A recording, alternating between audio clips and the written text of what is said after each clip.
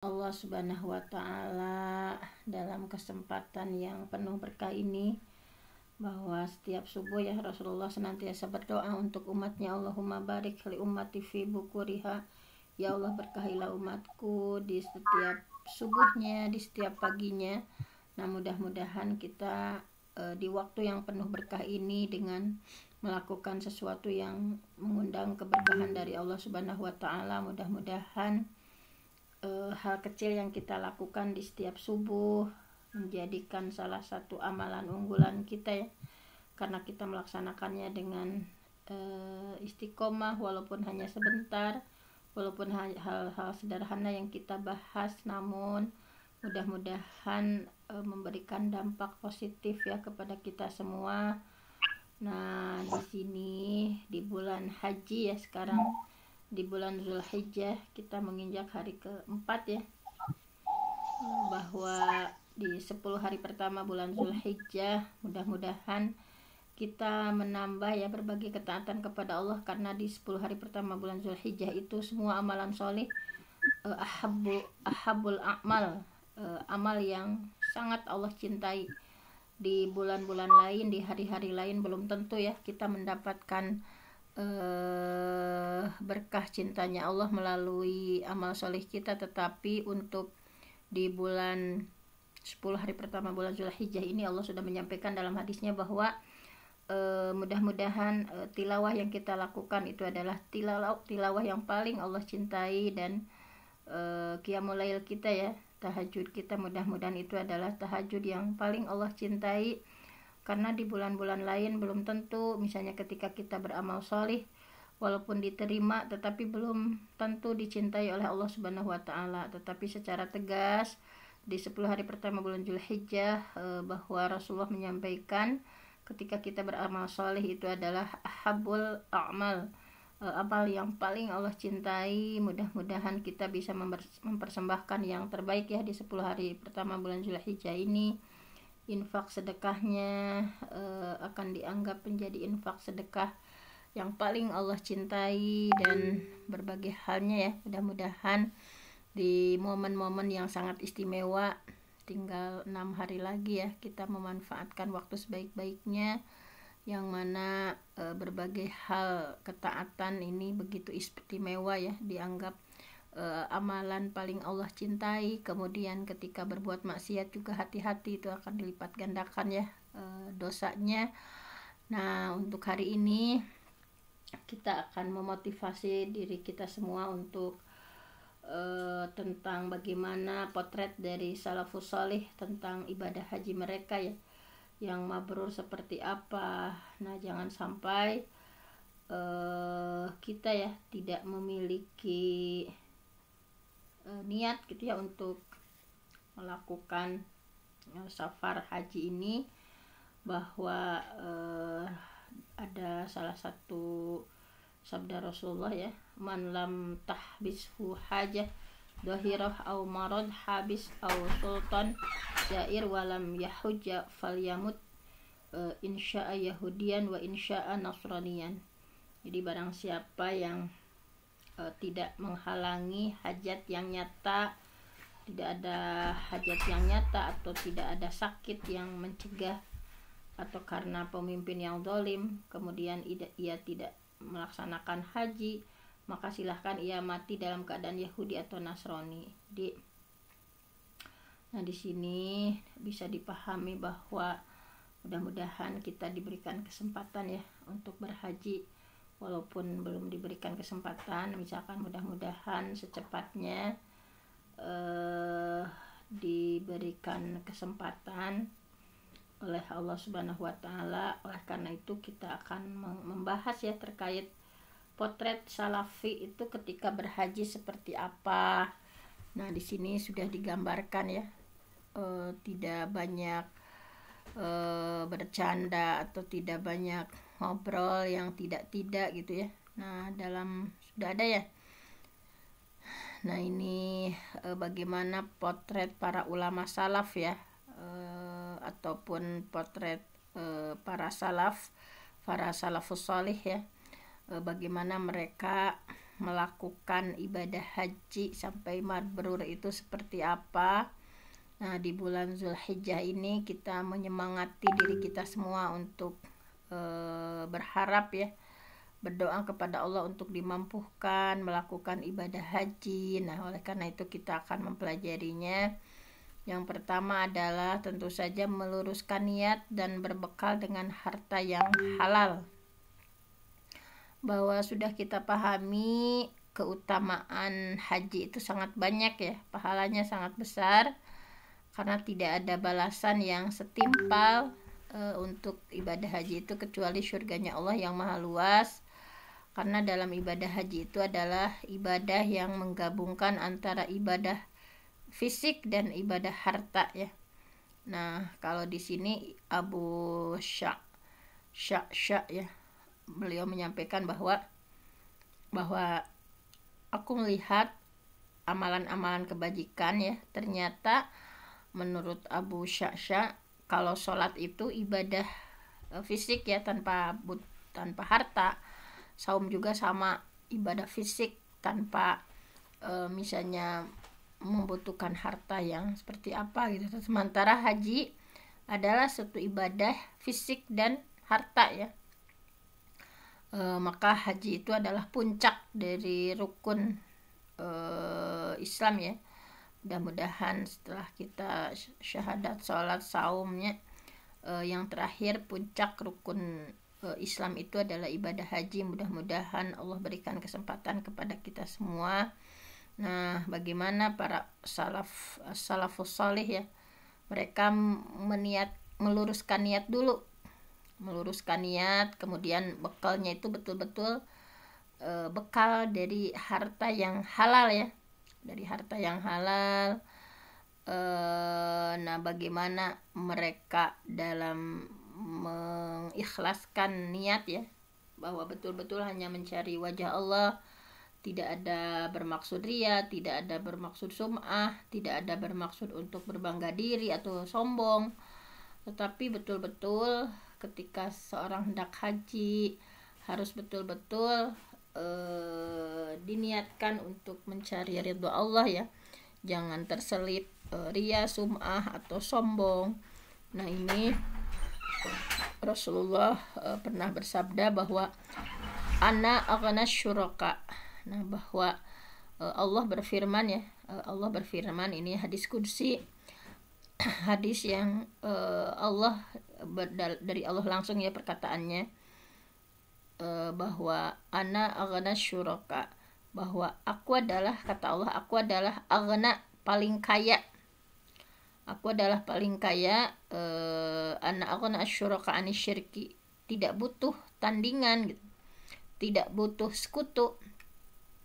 Man amila amalan, oleh karena itu barang siapa yang beramal asyraka ma'i, tetapi beramalnya itu menyekutukanku kepada yang lain, misalnya ingin dipuji, ingin dianggap apa misalnya. Jadi ketika berniat tidak ikhlas tetapi menyekutukan dengan yang lain, maka di sini disampaikan dalam hadis qudsi ini, ghairi taraktuhu wa syirkahu. Nah, maka aku tinggalkan amalannya dan tandingannya.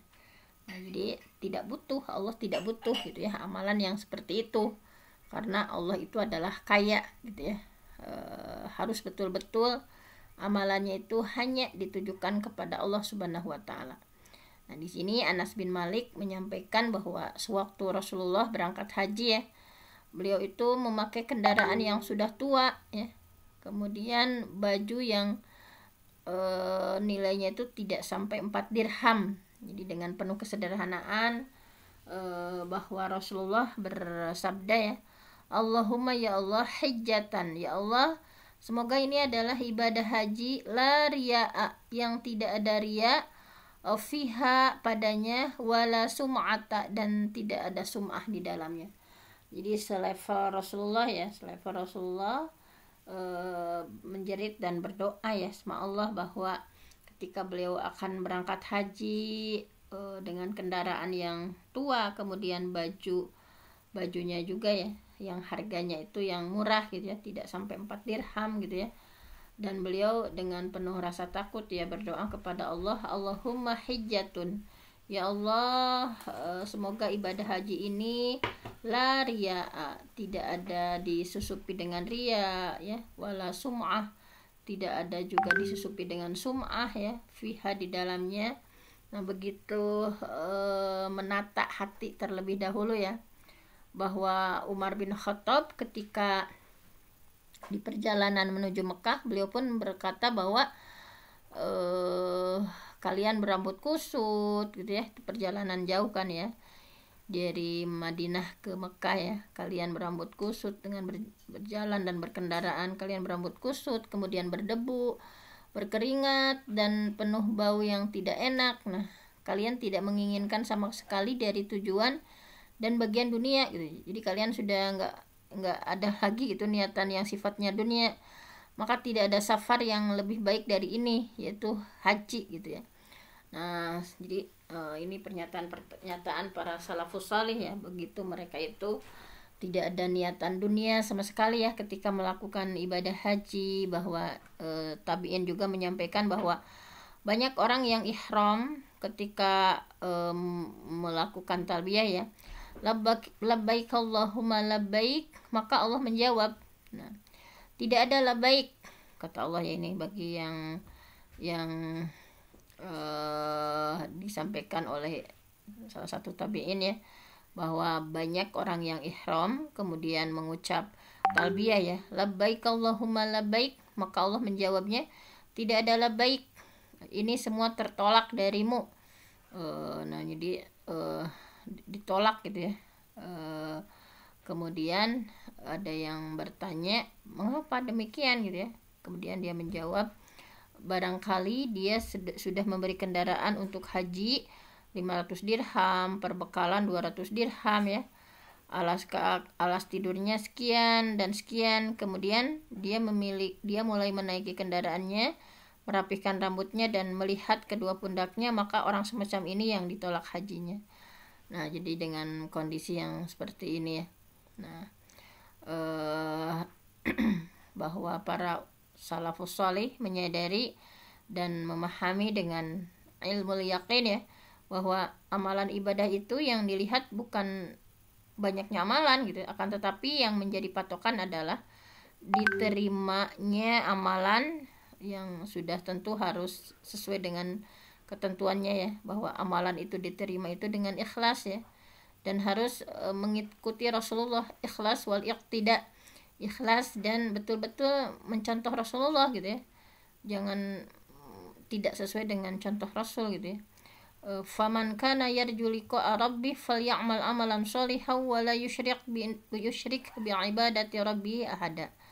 Barang siapa yang mengharap perjumpaan dengan Allah ya, maka hendaklah mengerjakan amal soleh dan jangan mempersekutukan dengan seorang pun dalam beribadah kepada Allah. Nah Imam Ibnu Qayyim rahimahullah menyampaikan bahwa sebagaimana Allah itu ilah yang satu, tidak ada ilah selain Allah, maka demikian juga ya, ibadah itu hanya ditujukan hanya untuk Allah gitu, bahwa Allah satu dalam uluhiyah dan ubudiyah, maka amalan yang solih adalah yang terbebas dari riya, yang diikat dengan sunnah. Nah ini yang terbebas dari riya yang diikat dengan sunnah. Nah jadi betapa penting menata niat ya sebelum berangkat haji misalnya. Oleh karena itu ketika ada seorang yang berkata kepada Abdullah bin Umar, betapa banyak orang yang menunaikan ibadah haji, tetapi Ibnu Umar menjawab, bahkan betapa banyak rombongan haji akan tetapi hanya sedikit yang haji gitu ya. Banyak rombongannya mah gitu, akan tetapi sangat sedikit yang haji. Kemudian beliau melihat seorang yang sedang menunggangi unta, kendaraan yang sudah tua ya, tali kekangnya dari tambang. Barangkali ini orang yang aku maksud gitu ya. Nah jadi betapa banyak rombongan haji akan tetapi sangat sedikit yang haji.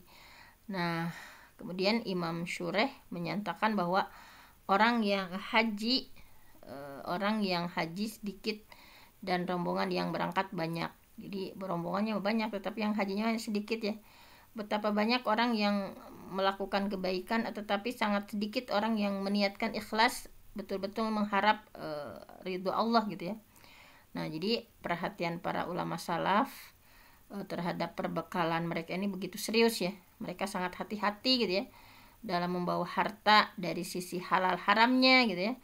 Harta yang mereka bawa adalah yang betul-betul harta halal gitu ya, dicek, diperiksa gitu ya, dan didapat dari jalan yang halal gitu ya, sehingga tidak ada keraguan. Karena bersihnya harta dari yang haram itu adalah pokok ya, asas pokok diterimanya sebuah amalan. Ini pernah viral ya, yang dari Indonesia ada yang melakukan ibadah haji, kemudian sejak mau naik kapal itu tidak mau gitu ya, tidak mau.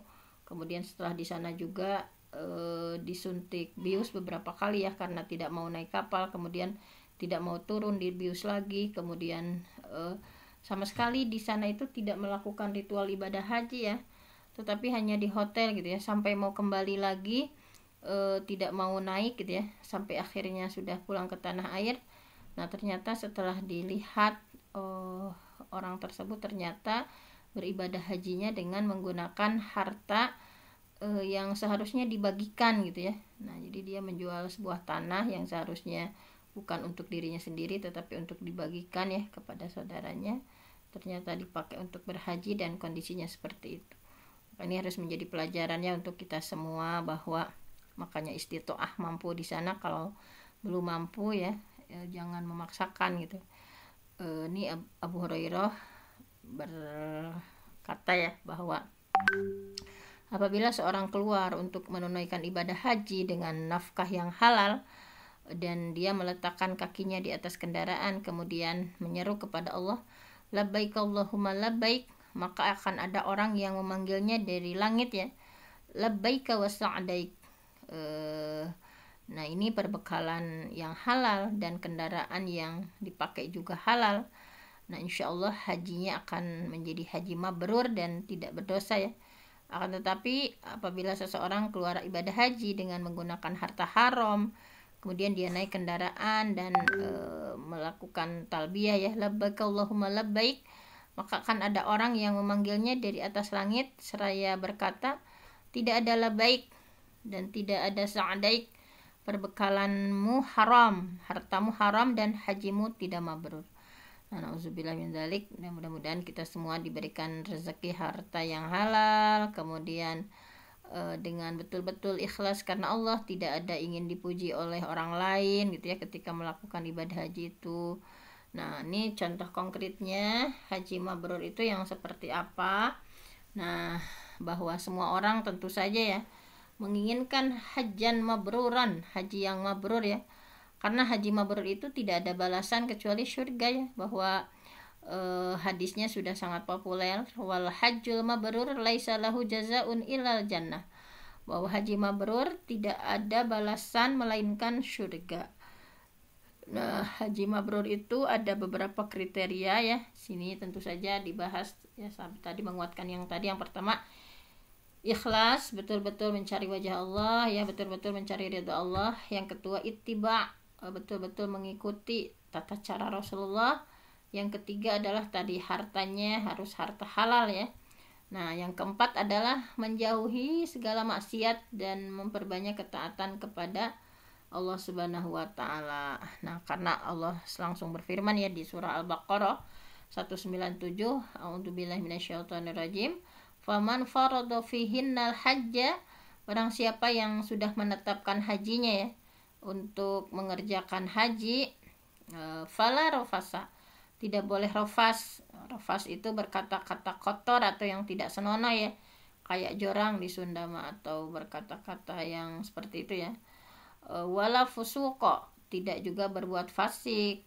Wala jidala, tidak boleh berbantah-bantahan ya fil haji, di dalam masa mengerjakan ibadah haji.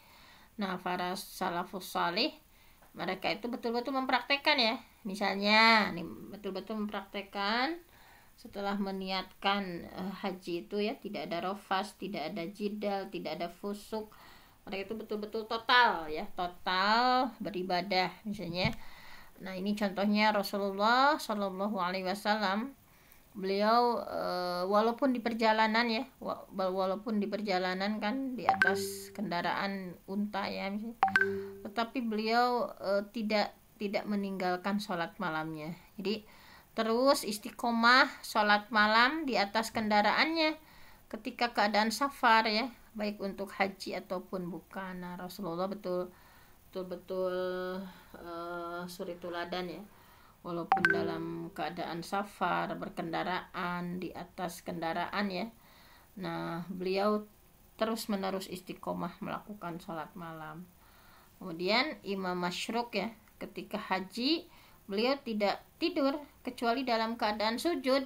Nah, jadi begitu total ya para sahabat itu, jadi terus beribadah kepada Allah ya. Bahkan di sini disampaikan bahwa Imam Masyruk itu ketika berhaji tidak tidur kecuali dalam keadaan sujud. Itu artinya berarti sangat memperbanyak sujud ya, memperbanyak sholat sujud, sehingga sampai hanya ya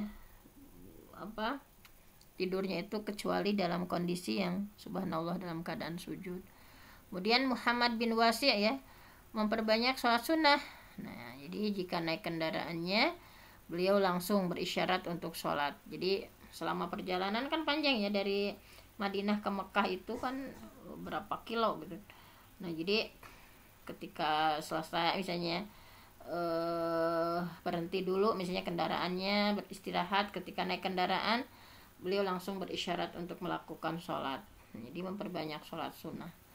Kemudian di sini contoh dari Mughirah bin Hakim ya, berangkat haji dari Yaman dengan berjalan kaki. Nah, beliau punya kebiasaan sambil berjalan kaki itu membaca sepertiga Al-Quran. Jadi 10 juz ya, 10 juz setiap malam selama perjalanan. Bayangkan sambil berjalan kaki gitu ya, dari Yaman ke Mekah. Nah, sambil berjalan itu betul-betul dimanfaatkan ya waktunya itu untuk membaca Al-Quran seperti itu, berarti 10 juz sambil jalan itu baca 10 juz gitu ya. Nah, jadi Allah begitu memuliakan ya jiwa-jiwa mereka yang bersih ya, bahwa penuh dengan ketaatan, penuh dengan kebaikan gitu ya. Sangat berbeda misalnya dengan keadaan orang-orang kita ya Indonesia ketika berhaji, misalnya ada yang sibuk dengan mengobrol misalkan, atau bermain, bercanda ya, bahkan sampai berjidal ya, berdebat, saling mencela misalnya. Nah, jangan sampai gitu ya melakukan hal seperti itu ketika sedang ibadah haji di tanah suci. Nah, kemudian yang kelima adalah berakhlak baik antar sesama ya, jadi membantu kebutuhan orang lain. Nah, ini kemudian Ibnu Abdil Bar menyampaikan bahwa adapun haji mabrur yaitu haji yang tidak ada riya, tidak ada sum'ah di dalamnya, tidak ada kefasikan, dan dari harta yang halal. Jadi haji mabrur itu sebuah rangkaian ibadah haji yang tidak ada riyanya ya, tidak ingin dipuji orang lain, tidak ada sum'ahnya, tidak ada kefasikan, dan dilakukan dengan harta yang halal. Nah, kemudian betul-betul semangat mengikuti sunnah ya, bahwa Rasulullah menjalankan ibadah haji itu sebetulnya kan hanya satu kali dalam seumur hidupnya. Nah, dalam perjalanan haji ini Rasulullah ditemani oleh banyak sahabat ya, mereka sudah banyak ya. Kemudian sehingga para sahabat ini menjadi pembawa berita ya tentang bagaimana sih manasiknya Rasulullah gitu ya, karena banyak kan yang ikut, sehingga para sahabat itu menjadi penjelas ketika akan menyampaikan tata cara haji. Mereka sangat bersemangat ya mencontoh sifat haji Nabi gitu ya, semangat mengikuti sunnah ya, bagaimana gambarannya. Nah, ini diantaranya Abdullah bin Hunain berkata bahwa Abdullah bin Abbas dan Miswar ya, mereka berbeda pendapat ketika di Abwa. Nah, sehingga Ibnu Abbas mengatakan bahwa orang yang sedang ihram itu boleh mencuci rambut gitu, tetapi Miswar menyampaikan bahwa orang yang sedang ihram itu nggak boleh mencuci rambut. Nah, jadi ada dua pendapat ya, kata Ibnu Abbas boleh, kata Miswar nggak boleh. Ini saking semangatnya para sahabat untuk menjelaskan tata cara manasik haji Rasulullah gitu ya. Akhirnya Ibnu Abbas mengutusku kata Abdullah bin Hunain ya, mengutusku untuk menemui Abu Ayyub Al-Ansari. Dan karena ikut kan Abu Ayyub Al-Ansari menanyakan tentang tadi apakah ketika ihram itu mencuci rambut atau tidak. Maka ketika aku menemuinya, beliau sedang mandi ya, aku ucapkan salam dan aku sebutkan namaku. Kemudian aku bertanya, apakah Rasulullah ketika sedang ihram beliau mencuci rambutnya? Maka Abu Ayyub segera mengambil air ya dan mengguyurkan ke kepalanya dengan rata ya. Kemudian beliau berkata, demikianlah aku melihat Rasulullah mengerjakan seperti ini. Di artinya itu Rasulullah adalah mencuci rambut ya ketika sedang ihram. Nah, kemudian hadis dari Umar ya, ini bahwa Umar menjelaskan tentang Rasulullah itu mencium Hajar Aswad dengan pernyataan seperti ini, bahwa ketika beliau mencium Hajar Aswad ya, Umar berkata bahwa sungguh aku tahu gitu ya, bahwa engkau hanya sekedar sebongkah batu gitu ya. Jadi kepada Hajar Aswad Umar menyatakan seperti itu. Sungguh aku tahu bahwa engkau itu hanya sekedar sebongkah batu, tidak bisa membawa bahaya, tidak juga bisa memberikan manfaat. Andaikan aku tidak melihat Rasulullah menciummu, pasti aku tidak akan menciummu gitu. Nah, itu jadi ini berarti kesaksian dari Umar bahwa Rasulullah mencium Hajar Aswad. Nah, kemudian Ya'la bin Umayyah beliau menyatakan bahwa aku pernah tawaf ya bersama Umar bin Khattab. Jadi Ya'la beliau bertawaf ya, tawaf mengelilingi Ka'bah sebanyak 7 kali ya bersama Umar bin Khattab. Dalam sebuah riwayat bersama Utsman bin Affan, ketika aku sampai Ruknus Syam ya, kan ada Ruknul Yamani, ada Ruknus Syam ya, Ruknus Syam. Kemudian aku mengambil tangannya agar beliau menyentuh rukun tersebut. Nah, jadi beliau menyentuh tangan Umar ya, atau dalam riwayat lain Utsman mengambil tangannya agar beliau menyentuh Ruknus Syam ini. Kemudian beliau berkata, bukankah engkau pernah tawaf bersama Rasulullah? Nah, jadi aneh gitu ya, bukankah kamu pernah tawaf bersama Rasulullah? Dan aku menjawab, benar. Kemudian beliau melanjut menyampaikan, apakah engkau melihat Rasulullah menyentuh Ruknus Syam itu ya? Apakah engkau melihat Rasulullah menyentuh Ruknus Syam? Kemudian aku menjawab tidak. Nah, beliau melanjutkan, nah demikian kamu itu harusnya mencontoh Rasulullah gitu ya, karena Rasulullah adalah uswatun hasanah, jadi suri teladan bagi kamu. Jadi nggak boleh melakukan apa-apa yang Rasul nggak lakukan gitu ya. Nah ini nah kemudian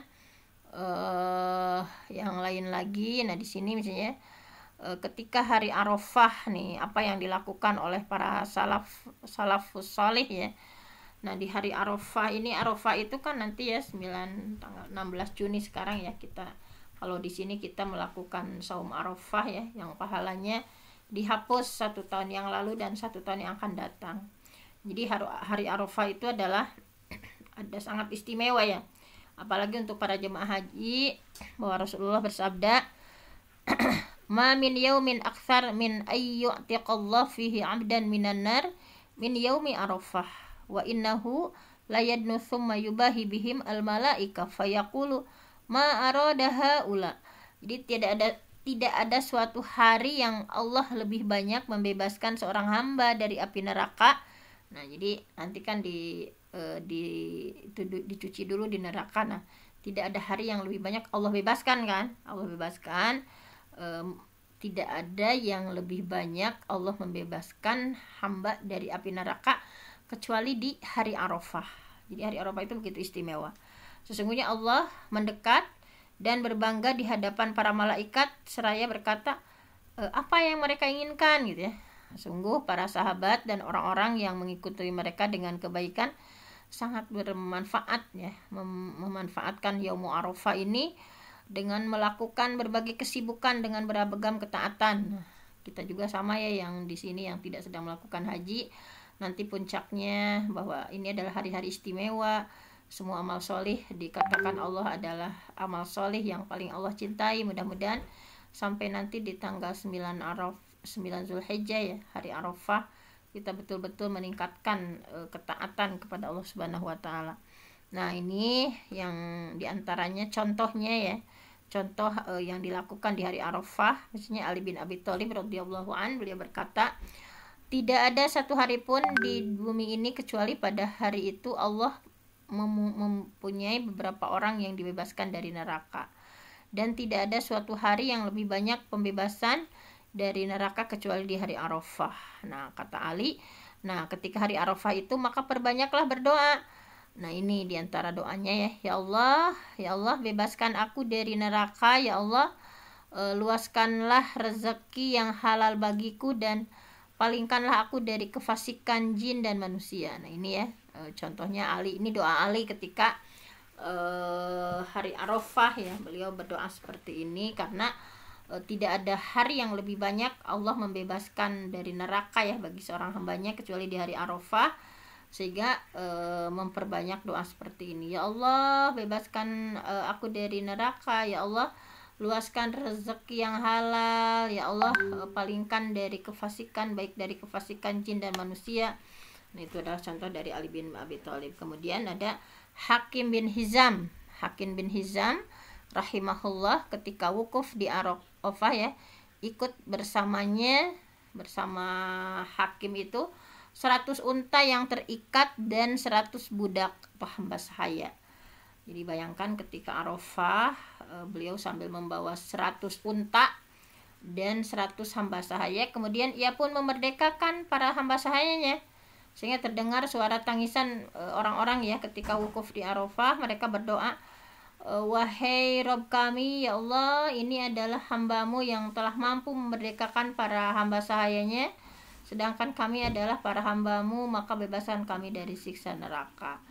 Nah, jadi kemudian Umar bin Al-Wardi juga ya berkata, Atha bin Abi Rabbah berkata kepadaku, apabila engkau mampu untuk menyendiri pada sore di hari Arafah maka lakukan.